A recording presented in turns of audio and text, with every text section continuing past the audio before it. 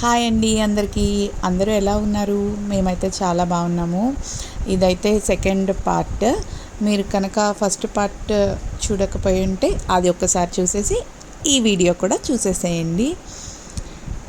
అలాగే మీరు నా ఛానల్ని ఫస్ట్ టైం చూస్తుంటే సబ్స్క్రైబ్ చేసుకోండి.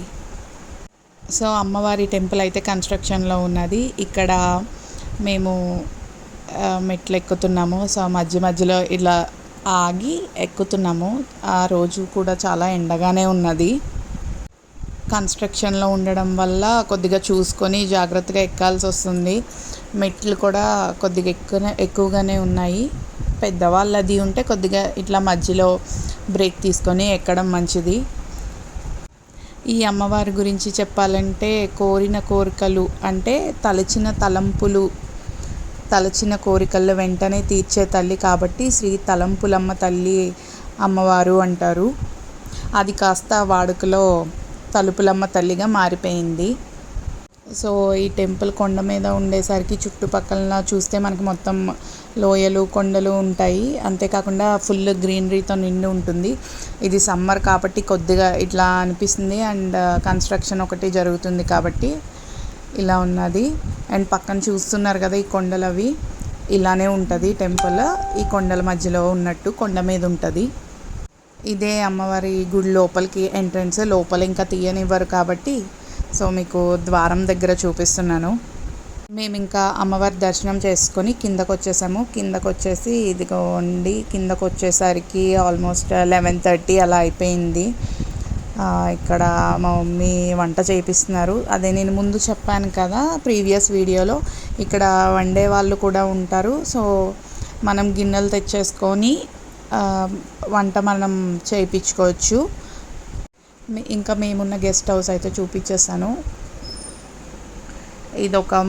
ఇదంతా పెద్ద హాల్. అండ్ మొత్తం 2 రూమ్స్ ఉంటాయి.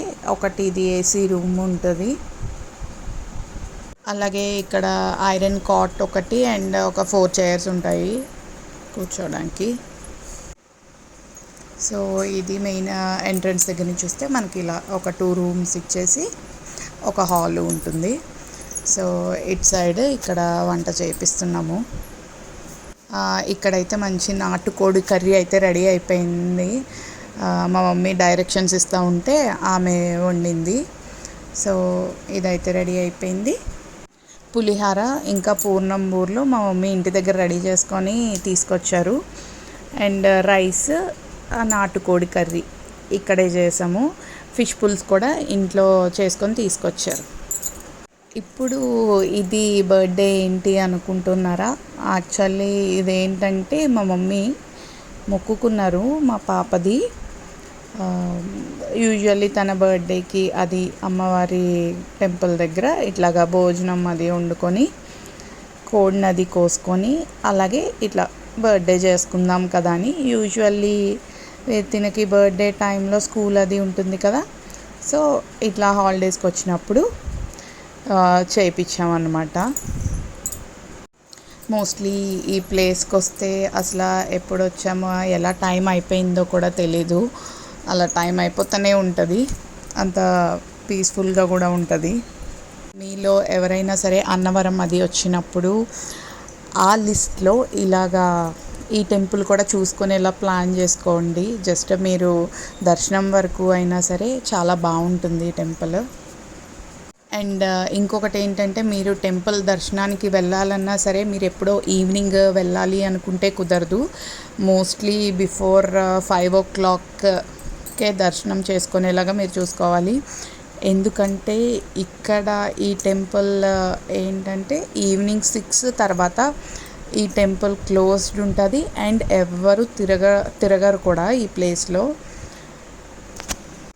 అది ఎందుకంటే యాక్చువల్లీ అందరూ చెప్పేది ఏంటంటే ఈవినింగ్ 6 తర్వాత అక్కడ అమ్మవారు తిరుగుతూ ఉంటుంది అని చెప్పేసి చెప్తూ ఉంటారు. అందుకనే ఈవినింగ్ 6 తర్వాత ఎవరిని అలౌ చేయరు. అండ్ ఎవరు కూడా ఉండరు ఆ కొండపైన. ఈవినింగ్ 6 అయ్యేసరికి అందరూ వెళ్ళిపోతారు.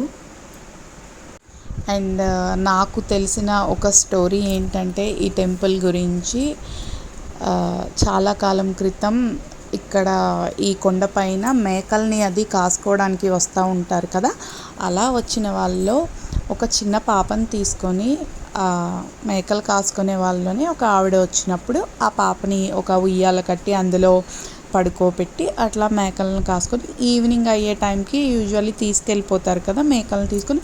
అలా వెళ్ళే ప్రాసెస్లో పాపని మర్చిపోయి వెళ్ళడం జరిగింది.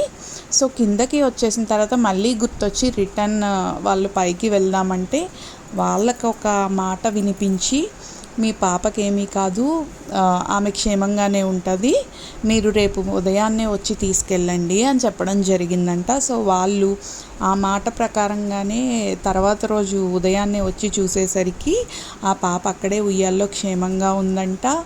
సో అందుకని అప్పటి నుంచి కూడా ఇది అట్లాగా వాడుకలో కూడా వచ్చింది. అందుకే ఈవినింగ్ తర్వాత ఎవరు తిరగరు అని కూడా చెప్తూ ఉంటారు. అది ఆ అమ్మవారే పలకడం జరిగింది అన్నట్టు నాకు తెలిసినంత వరకు మా పెద్దవాళ్ళు అది చెప్పడం ద్వారా నాకు తెలిసింది అది.